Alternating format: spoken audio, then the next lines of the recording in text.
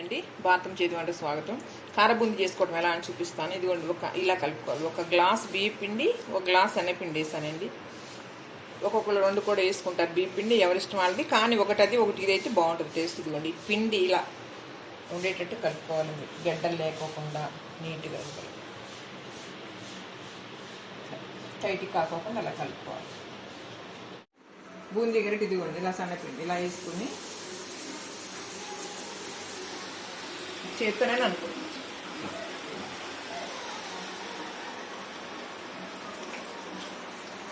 నూనె అయితే బాగా హీట్ ఎక్కాలండి. అసలు సిమ్లో అస్సలు అవ్వదు, హైలోనే పెట్టుకుని వండుకోవాలి. ఇది నూనె బాగా వేడిగా ఉండాలి.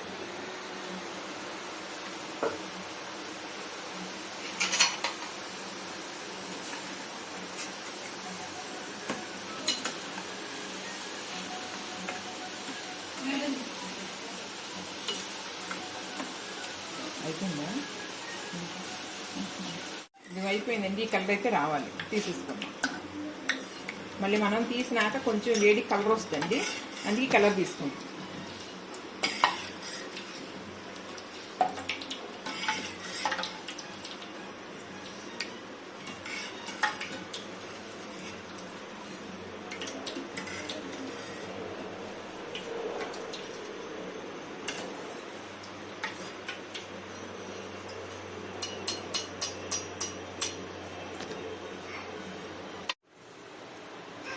కొంచెం కాంప్లెక్స్ కూడా వేయించుకున్నామండి పప్పులు. ఇది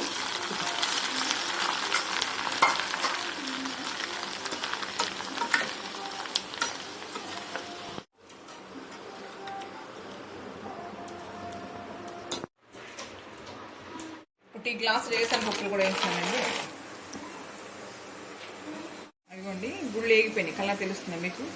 ఇలా చాలు, మనం చల్లారేపటి ఇంకొంచెం వేగుతాయండి.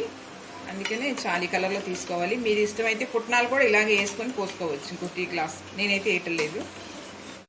కరివేపాకు,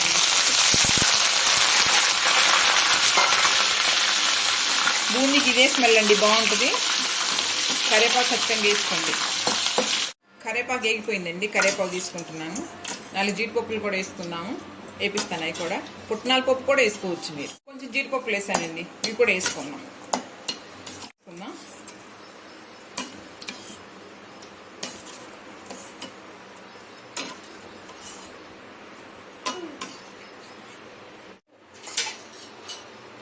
ఇవన్నీ కలుపుకుందామండి. ఒకసారి వేయించాను కదా, ఒకసారి చూడండి.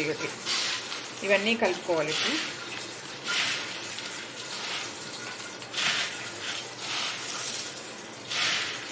గట్టిగా కాదు, స్మూత్గా కలుపుకోండి. ఇరిగేటెడ్ నలిగేటెడ్ కాకుండా పైపైన అలా కలుపుకుంటూ ఉంటే ఇందులో ఏమేమి వేయాలో వేసి చూపిస్తానండి.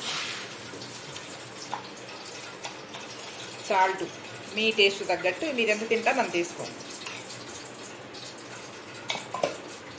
ఒక చిటికెడు వేయించి పౌడర్ వేసుకుని, జీలకర్ర పౌడర్ అండి ఇది.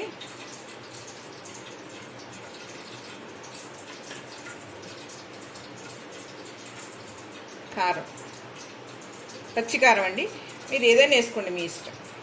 నేనైతే పచ్చికారం వేస్తాను.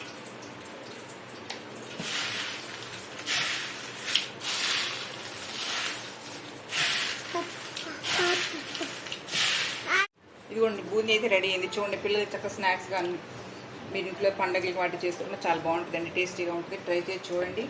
మా వీడియో నచ్చినట్లయితే సబ్స్క్రైబ్ చేయండి, లైక్ చేయండి, షేర్ చేయండి. Thank you.